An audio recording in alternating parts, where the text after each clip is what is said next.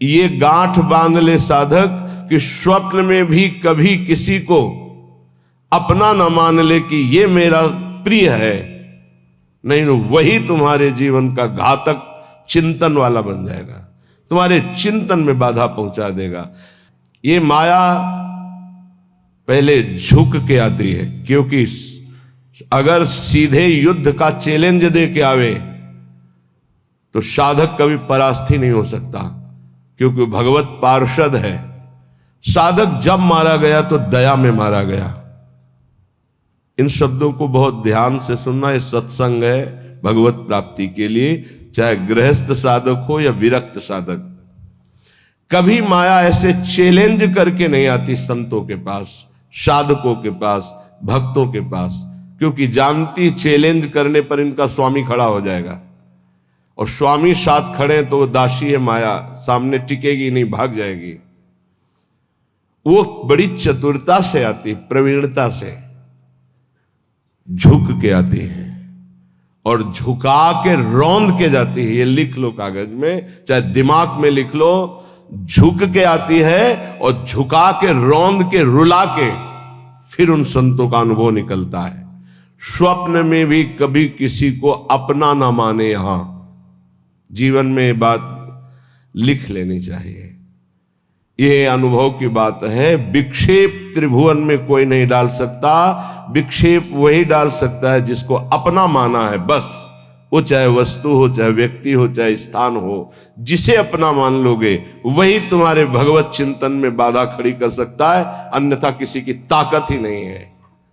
और हम अपना कब किसको मानते हैं? जब कोई झुक के रो के आता है तो दया से द्रवित होकर के जे भी उसे स्वीकार करता है तो उसकी दया का दुरुपयोग करके रौंदते रौंदते उसे भगवत विमुक्त करने की पूरी चेष्टा की जाती है। ये माया है।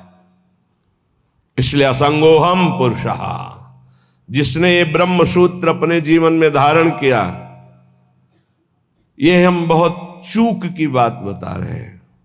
दया बिना साधु कसाई, दया करी तो आफत आई। जीवन में ये अनुभव की बात बता रहा हूं। जब कभी चूक हुई है तो दया के कारण हुई है, और जब कभी कोई विघ्न साधना में पड़ता है तो साधु की दया उसे फंसाती है। इसलिए वो दया जो हमारे प्रभु के चिंतन में बाधा पहुंचा दे, कभी नहीं। दया दूर से करनी चाहिए। उपदेश कर दे भगवान नाम वाणी लीला का और छोड़ दे। पर होता क्या है, ये समर्थों को उपदेश दिया जाता है। जिनको अपने बल से उठाकर भगवत प्राप्ति करानी होती है उनको उपदेश नहीं दिया जाता, उनको गोद में लेके चला जाता है। पर ऐसे गोद में लेकर चलने के लिए चाहे अपनी दुर्गति हो जाए पर उनकी दुर्गति ना होने पावे, ऐसा स्वभाव संतों का, तो उनको दुख भोगना पड़ता है। यद्यपि उनकी महानता है पर उनको दुख भोगना पड़ता है। ये संसार उनको रुलाता है, ये संसार उनको पीटता है, ये संसार उनको मारता है, संसार उनके शरीर को नष्ट कर देता है। कितने उदाहरण हैं। अगर साधक निर्विघ्न परमात्मानंद में स्थित होना है तो दया किस पे करनी है? किसी पे नहीं। क्यों? क्योंकि सब भगवान का स्वरूप है। हम खुद दया के पात्र हैं। सब हम पर दया करें, हाथ जोड़ के त्रणादपि सुनिचेन तो निकल जाओगे। और अगर गुरु बने दया करके परम पद प्राप्ति कराने के लिए, तो उदारता है, ये उसका स्वभाव है। पर रो के यहां से जाना पड़ेगा, पिट के यहां से जाना पड़ेगा, और नाना प्रकार के प्रहार को सह के जाना पड़ेगा। ये बहुत आंतरिक बात कह रहा हूं, अगर समझ पाओ तो समझ लेना, नहीं आगे माया समझा देगी आपको। सिर्फ अपनी बात मनानी, उसकी बात नहीं माननी। सिर्फ अपनी निष्ठा में रहना है, उसकी तरफ झुकना नहीं, तो बात बन जाएगी, अन्यथा नहीं बनेगी। अगर ये रहा कि मुझे अपनी बात बनाने के लिए मुझे इसकी बात माननी, तो ध्यान रखना जीवन भर पछताना पड़ेगा, जीवन भर रोना पड़ेगा, और उसका कल्याण हो कि नहीं फिर संशय हो जाएगा। क्योंकि श्रद्धा शासन से प्रकट होती है, दुलार से नहीं। श्रद्धा कभी किसी की सुरक्षित रखनी है उसकी श्रद्धा बढ़ानी है तो कभी किसी को दुलार ना करे, ये गांठ बांध ले।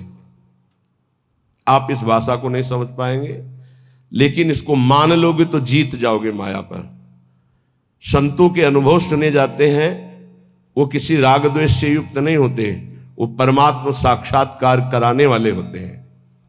कभी भी साधक को, संत को, उपदेशक को दया करके, द्रवित होकर अपने सिद्धांत का त्याग करके उसको सुधारने के लिए कभी ना झुके।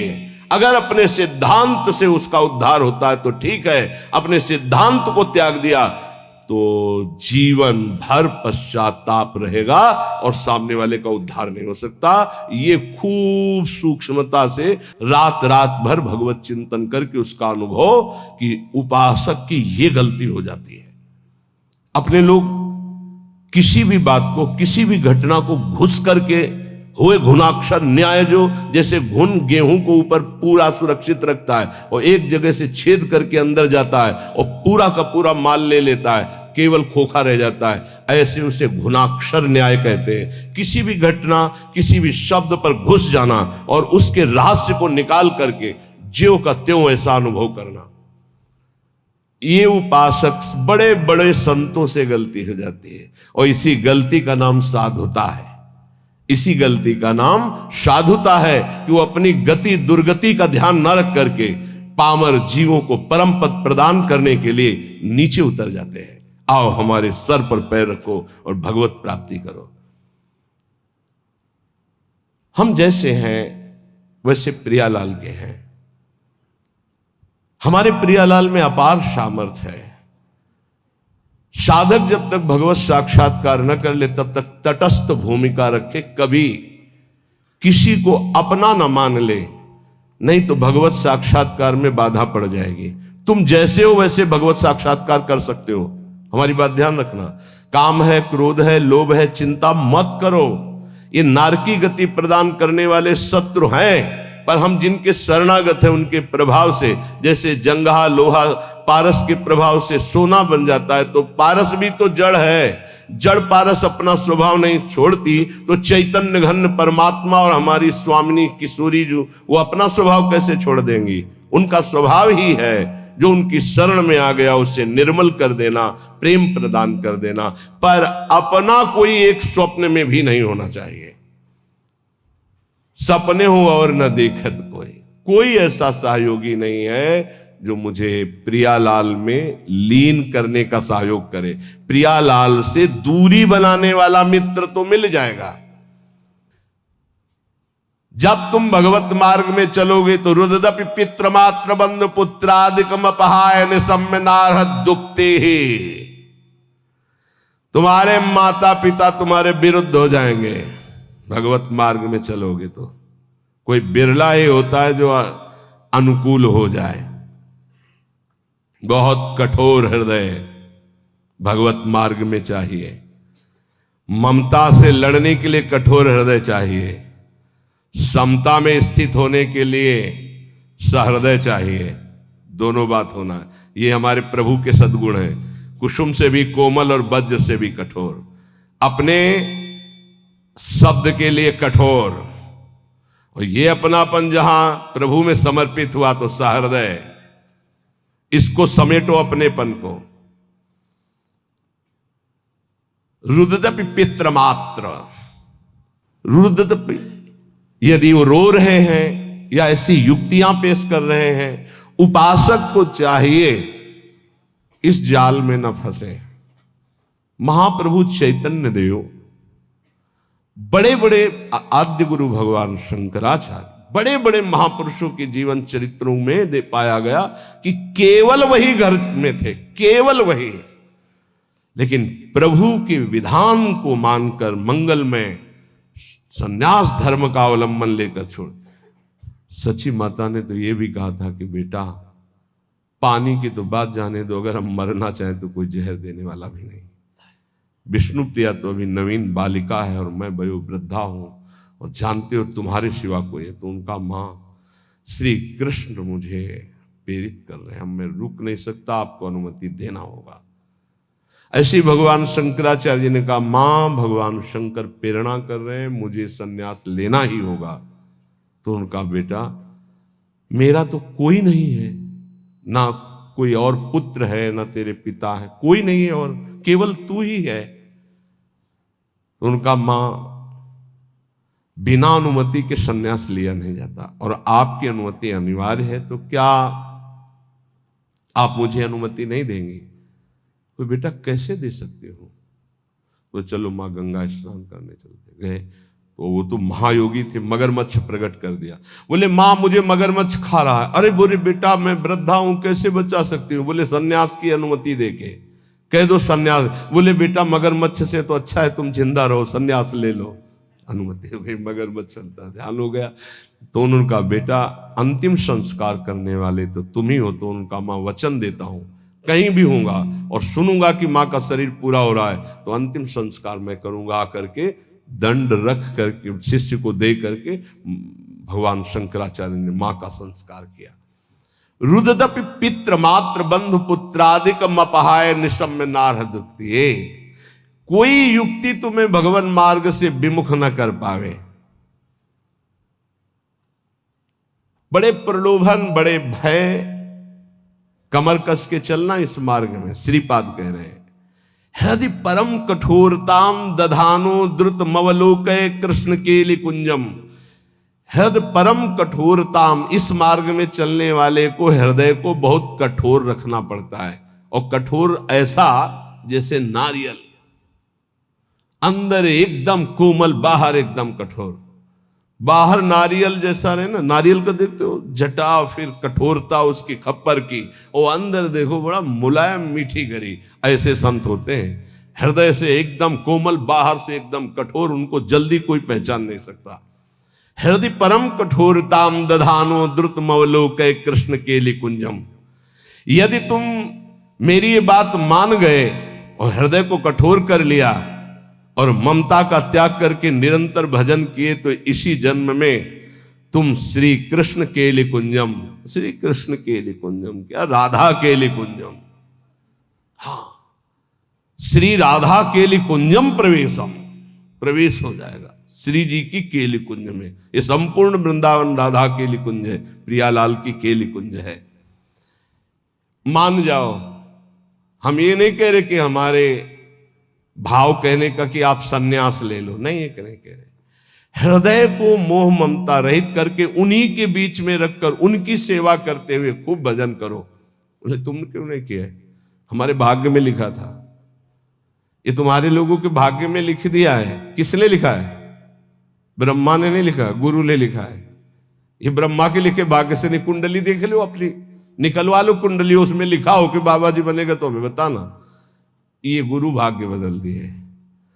ये संत जन जहां जाते हैं ना, नारद सिख जे सुनहि नर नारी, अवसि भवन तजी होहि भिखार। संतों को भिक्षा देने का मतलब जानते हो? संचित कर्म, क्रियमाण कर्म सबका नाश और महाभागवत पदवी प्रदान कर देना। जहां संत जाते हैं, जहां संत जूठन गिरती है, जहां संत वचन होते हैं, वहां माया की दाल नहीं गलती। वहां परमात्मा प्राप्ति के लिए उस जूठन से एक न एक पौधा तैयार होता ही रहता है। जहां संतों का चरणामृत गिरा और संतों की जूठन गिरी, वहां एक नया बीज प्रकट होता है। कौन? सो कुल धन्य उमा सुन जगत पूज्य सुपनीत, श्री रघुवीर परायण जे जन उपज विनीत। नाम प्रसंग कहे तो उपदेश जाया, धर्म धन्य सो देश धन्य सो कुल जे जन्म भयो। धन्य सो तात धन्य सो माय, संतत सकल सुनो चितलाय, श्री हरिवंश प्रताप। ए जाना है श्री जी मिल गई तो अनंत जन्मों की बिगड़ी बन गई। जिसे भगवत प्राप्ति होनी होती है उसके लक्षण क्या होते हैं? श्री भगवान सिद्ध पुरुष के लक्षण, और भगवत प्राप्ति जिसको होनी होती है उसके वो आदर्श लक्षण होते हैं। भगवान श्री कृष्णचंद्र जी गीता जी में कह रहे हैं कि हे अर्जुन,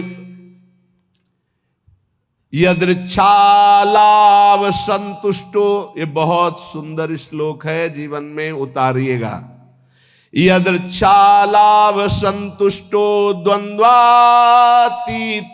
विमत्सरः, समः सिद्धाव सिद्धौ च कृत्वापि न निबध्यते।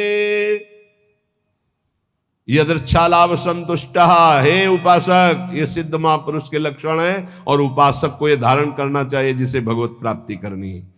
यदृच्छालाभ संतुष्टः, हम जो साधना कर रहे हैं, चाहे गृहस्थ धर्म से युक्त होकर चाहे विरक्त धर्म से युक्त होकर, यदृच्छालाभ संतुष्टो, अब भगवान की इच्छा से सुख दुखे समय कृत्वा लाभालाभो जया जयो, जय हो या पराजय, लाभ हो या हानि, सुख हो या दुख, संतुष्टायन के नवा, मुझे संतुष्ट रहना, प्रसन्न रहना है, सुख और दुख में, लाभ और हानि में, जय और पराजय में। ये हमारी साधना की कसौटी है। साधना में पराजित हो गया और शांत है, यही तो साधुता है। यदृच्छा लाभ संतुष्टो, हम फल प्राप्ति का उद्देश्य रख करके अगर साधना करेंगे तो हम विक्षेप को प्राप्त हो जाएंगे। ध्यान देना, हमको समता पर ध्यान देना है, यह है साधना का फल, और इस पर ध्यान प्राय नहीं। समता का क्या मतलब?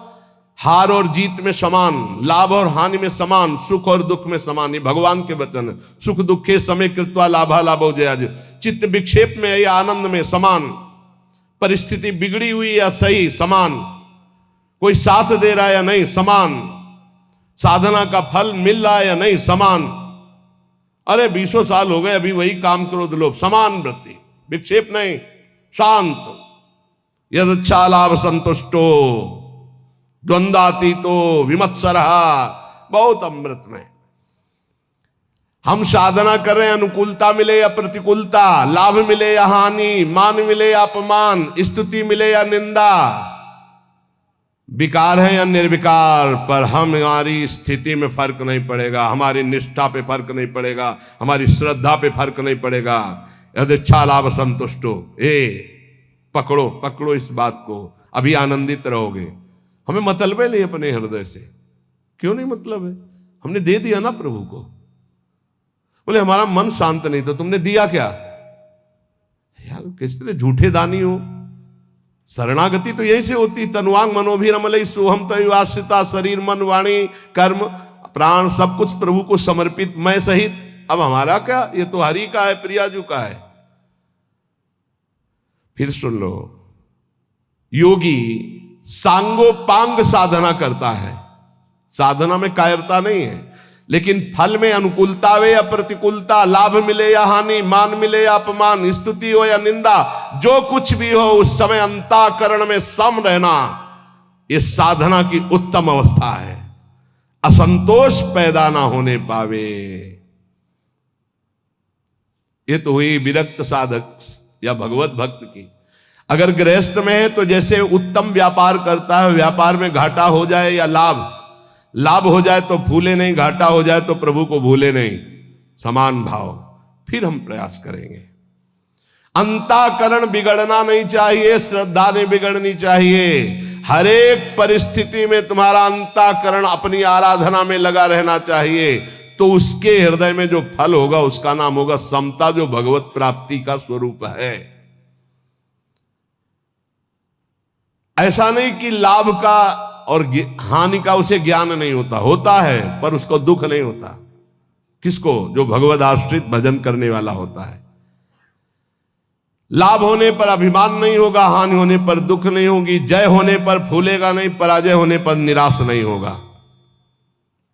परिणाम में सुखी दुखी ना होना यह साधक का लक्षण है, परिणाम में सुखी दुखी होना यह संसारी पुरुष का लक्षण है।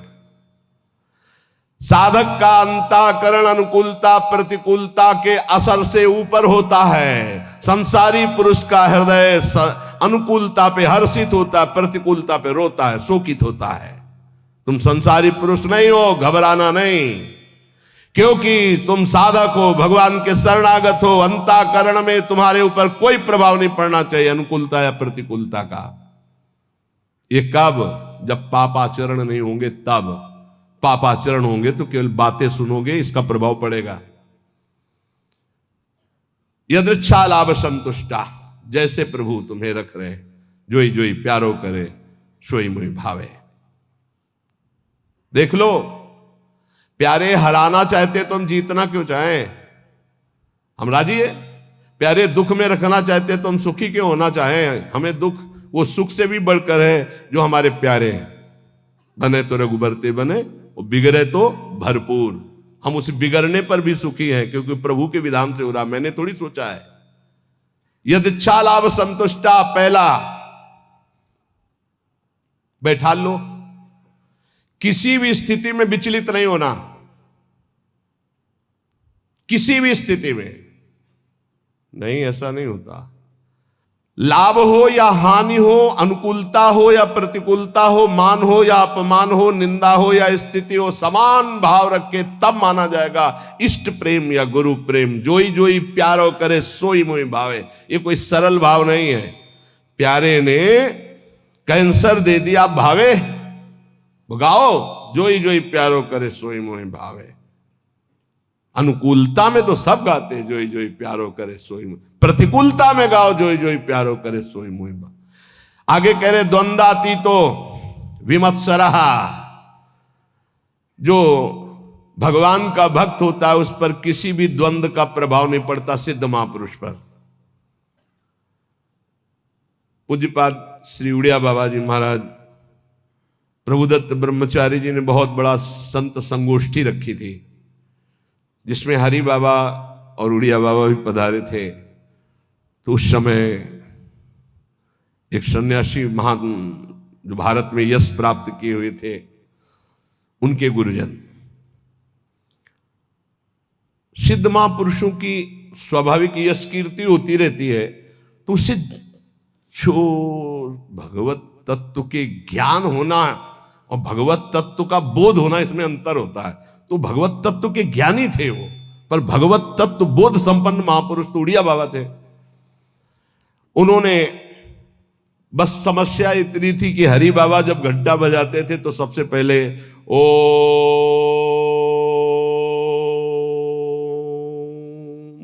नाद करवाते। तो इसका विरोध हुआ कि ये केवल अमुक ही बोल सकते हैं, हर वर्ण के नहीं बोल सकते हैं।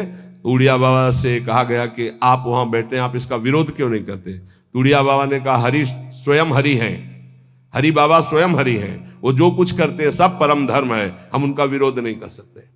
इसी बात को लेकर के बाबा की बहुत निंदा की भरी सभा में बाबा बैठे थे, पद्मासन लगाए। बाबा के बड़े बड़े व्याकरणाचार्य, बड़े बड़े ब्रह्मबोध संपन्न महापुरुष संग में रहते थे उड़िया बाबा के। वो खड़े हो गए बड़े ज्ञानी जन और कहा कि बाबा की तरफ देख के, बाबा सबको बैठा लिया और बैठे रहे आधा घंटे। खूब वो माइक मिल गया था तो खूब फराटेदार श्लोक और बार बार उड़िया बाबा का नाम ले लेकर उड़िया बाबा की निंदा, और कोई निंदा के चांस नहीं थे इसी व्यवहार को। सन्यासी होकर के ऐसा विरोध नहीं करते, ऐसा ऐसा ऐसा। बाबा जब संपन्न हो गई निंदा तो उठे और अपनी कुटिया में आ गए। सब शिष्य जन जो और मित्र जन जितने थे सब, बाबा आपने रोक क्यों दिया उनके, तो हम मुख बंद कर देते, ऐसी नहीं। बोले देखो यही सत्संग सुना तुमने, यही आज तक हमारे संग का फल रहा कि तुम उनका मुख बंद कर। देखो वो जो निंदा कर रहे हैं सही कर रहे हैं। शरीर धर्म को लेकर के अगर निंदा कर रहे हैं तो बहुत सही बोल रहे हैं, और आत्मस्वरूप को लेकर कह रहे हैं तो जो वो आत्मा है वही आत्मा है, अभेद है, वो अपने आप की अपनी निंदा कर रहे हैं। तो हमें क्या परेशानी है, क्योंकि आत्म तत्व तो एक है। और शरीर की निंदा तो शास्त्र करते हैं, हम करते हैं, वो भी कर रहे हैं, क्या परेशानी है? कोई समस्या, कोई क्षोभ नहीं निंदा का। द्वंद्वातीत तो ये तो सिद्ध पुरुष के लक्षण होते, साधक को ऐसा ही होना चाहिए। अगर हमारी कोई निंदा करता है तो हमको बिल्कुल ऐसे रहना है जैसे कोई हमारी प्रशंसा करे तो हम कैसे रहते हैं। प्रशंसा में हम तटस्थ रहते हैं, हृदय में हर्ष नहीं होने देते। तो निंदा में हमें तटस्थ रहना, हृदय में शोक नहीं होने देना। ये द्वंद्व है, निंदा और स्तुति। ऐसे ही मान अपमान में, ऐसे ही अनुकूलता प्रतिकूलता में, ऐसे ही सुख दुख आदि में, तो ऐसे ही जन्म मृत्यु में आप द्वंद्वातीत अवस्था को प्राप्त हो जाएंगे। ना आपको मृत्यु का भय होगा, ना जन्म का भय होगा, क्योंकि आप जीवन मुक्त हो जाएंगे। भक्त द्वंद्वातीत होता है। और विमत्सरा, ये बहुत बड़ा दोष है, ये दोष बहुत बड़ा है। इसे कहते हैं ईर्ष्या। मत्सरति, मेरे से आगे निकला। ईर्ष्या बहुत बहुत बुरी है। ये बहुत बड़ी जगह से होती है। छोटे मोटे को तो समझे में नहीं आती कि मेरे अंदर ईर्ष्या है। बड़े बड़े में ईर्ष्या होती है। जब अपने से अधिक किसी की प्रशंसा या सुख देखकर जलन जो होती है, उसे कैसे मत्सरता, ईर्ष्या। अगर ईर्ष्या का किंचित मात्र भाव है तो चाहे जितना इष्ट कृपा करे, गुरु कृपा करे, वो जलेगा, कुछ उस पर फर्क नहीं पड़ेगा। बहुत विचित्र है ये ईर्ष्या। विमत्सरहा, मत्सरता रहित होना चाहिए साधक को। सिद्ध पुरुष में ईर्ष्या नहीं होती। ईर्ष्या इतना दोष सूक्ष्म है। कंचन तजना सहज है, सहज तिया का नेव, मान बड़ाई ईर्ष्या दुर्लभ तजनाए। दुर्लभ है जो कंचन कामनी पर विजय प्राप्त किए हुए, वो भी ईर्ष्या पर। बहुत विचित्र है, बहुत विचित्र। किसी की भी बड़ाई सुनकर उनकी निंदा करना शुरू कर देना, ये ईर्ष्या करवाती है। हाँ सब ठीक है भैया, ऐसे निंदा कर देना, हृदय में उनके प्रति जलन होना। थोड़ी भी ईर्ष्या यदि हृदय में है तो भगवत प्राप्ति या भगवत प्रेम नहीं होने देगी। इसको मिटा दो। जिसके प्रति ईर्ष्या, उसके चरण वंदना करो, उसको हाथ जोड़ो, उसको और प्यार करो, जिससे ईर्ष्या तुम्हारे हृदय में उसके प्रति ना होने पावे। ये अपनी कोशिश से होगा, दूसरे की कृपा से नहीं। आप ये मत समझे इसमें। ये ईर्ष्या सबसे बड़ा सूक्ष्म दोष है, और ये बड़े बड़े साधकों और संतों में भी जागृत हो जाए यदि सावधान न रहे तो। ये बहुत बड़ा दोष। इसीलिए लिखा कंचन तजना सहज है, सहज तिया का ने, मान बड़ाई ईर्ष्या दुर्लभ तजनाए। ईर्ष्या से बहुत बड़ी हानि हो जाती है, बहुत बड़ा अपराध बन जाता है। इसमें निंदा आदि दोष, बहुत गलती हो जाती है, बहुत बड़ी गलती हो। इष्ट छूट जाएंगे, गुरु छूट जाएंगे, ईर्ष्या नहीं छूटेगी। मतलब बहुत ही ये सूक्ष्म विषय ईर्ष्या। मत्सरत, मेरे से आगे निकला जा रहा है। ये ईर्ष्या बहुत मत्सर, विमत्सरहा, भक्त विमत्सर होता है। चाहे जितना आपस में प्रेम हो, ईर्ष्या जागृत हो जाए तो एकता, मित्रता, भाव, श्रद्धा सब नष्ट कर देगी। चाहे जितना प्रेम, ईर्ष्या जागृत हो जाए तो बहुत दूरी बना देती ईर्ष्या। वैर और भिन्नता ये पैदा करना इसका काम है। भिन्नता, दूरी बना देना और दुश्मनी पैदा कर देना, ये ईर्ष्या का काम है। साधक इस दोष से बचे। बड़ा भयानक दोष है ईर्ष्या। ये बहुत जल्दी हो जाता है। छोटों में तो कम होता है, बड़ों में ज्यादा होता है। छोटों में छोटे स्तर से होता है, एक दो व्यक्ति। ईर्ष्या बड़ों में बहुत जोर की होती है। सुना है हमने, शब्द सुने हैं, तो उससे लगा कि ये ईर्ष्या बहुत जोर की होती। किसी की भी बड़ाई हो, फौरन निंदा। ये हमने सुना है, फौरन निंदा शुरू। हाँ ये तो ठीक है, पर लगा के उड़ गए, निंदा शुरू कर दी। ईर्ष्या बहुत विचित्र है। अपने में गुणाभिमान और दूसरे में दोष दर्शन, ये ईर्ष्या करा देती है। और सारी तपस्या भजन सब खो देता है ईर्ष्यालु। कुछ नहीं रह जाता ईर्ष्यालु के हृदय में। इसलिए भगवान कह रहे हैं विमत्सरा। सिद्ध पुरुष में तो होती नहीं है, और साधक में इसे मिटानी होती। स्वयं से मिटेगी, ये बात ध्यान रखना। लाख उपाय करके देख लिया, नहीं गई। स्वयं से मिटना है। स्वयं जब तक नहीं मिटाना चाहोगे, ईर्ष्या नहीं मिटेगी। ईर्ष्या जिधर झुक जाए उधर द्वेष पैदा कर दे, लड़ाई झगड़ा पैदा कर दे और नाश शुरू कर देती ईर्ष्या। बहुत बहुत विचित्र, बहुत गुरु की बढ़ोतरी देखकर शिष्य को ईर्ष्या हो सकती है, ईर्ष्या शिष्य को हो सकती। सूली पे चढ़वा दिया, जहर खवा दिया, मारने का संयोग बना दिया। बहुत से ऐसे उदाहरण पाए गए। ईर्ष्या, भला सदगुरु परब्रह्म उनकी महिमा को देखकर ईर्ष्या कैसे हो सकती है? हो जाती है। जब अपने में गुणाभिमान होता है तब ईर्ष्या हो जाती है। यहां तक शिष्य की महिमा को देखकर गुरु के हृदय में ईर्ष्या पैदा हो गई। ऐसा भी, जबकि शिष्य तो अपना पुत्र, अगर उसकी महिमा बढ़ती है तो गर्व का विषय होता है कि हमारा ही तो बेटा है, हमारा ही तो वैभव है ये। पर ऐसा नहीं, जहर खिलाने की चेष्टा की गई शिष्य को। वो चरित्र में, रामानुजाचार्य जी के चरित्र में पढ़ के देख लीजिए। ईर्ष्या बड़े स्तर में प्रकट हो जाती है। अगर ब्रह्म बोध नहीं, भगवत प्रेम की प्राप्ति नहीं, तो ये प्रकट हो जाएगा, ईर्ष्या प्रकट हो जाएगी। सदगुरुदेव भगवान के वचन, किसी भी क्रिया की प्रतिक्रिया ईर्ष्या से हो सकती है। किसी भी क्रिया की प्रतिक्रिया, ये गुरुजनों के प्रति भी हो सकती है, शिष्य के प्रति भी हो सकती है, मित्र के प्रति भी हो सकती है, बहन बहन में हो सकती है, भाई भाई में हो सकता है, पिता पुत्र में, कहीं भी ये ईर्ष्या हो सकती है। और ये सर्वनाश के सिवा इसका कोई परिणाम नहीं होता। केवल नाश और पतन के सिवा इसको कोई परिणाम नहीं होता।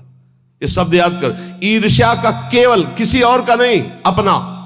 ईर्ष्या केवल नाश और पतन के सिवा और कुछ नहीं देती है। इसलिए सुखपूर्वक संसार बंधन से मुक्त होने के लिए इस ईर्ष्या का अवश्य त्याग करें।